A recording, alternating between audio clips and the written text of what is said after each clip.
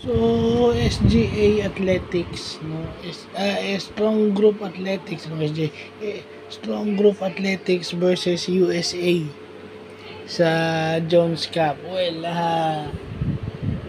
doon mo makikita na if the Philippines is reinforced positively, no, and within the rules, may pag-asa na kahit USA matatalo. Alam naman natin, pag USA yan, kahit sabihin mong hindi NBA player, kung ikukumpara sa Pilipinas yan, malakas.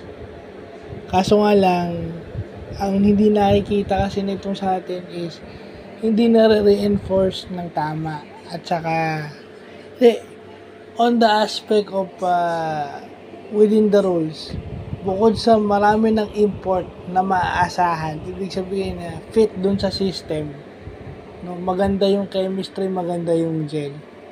Itong mga local complement natin, hindi rin nagpapatalo. Yung talagang pure Filipino. Di ba? Maganda yung gelling nila with the imports. And masasabi ko na rin na parang local itong si Kwame maglaro. So, tinalo nila yung USA na pinadala sa Jones Cup convincingly.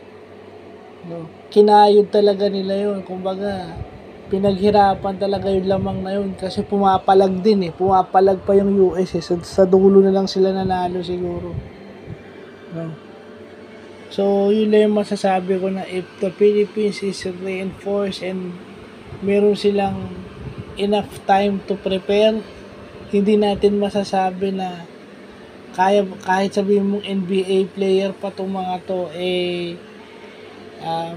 sure ball lang mananalo sila kung may preparation itong Philippine team at may players that fit in the system.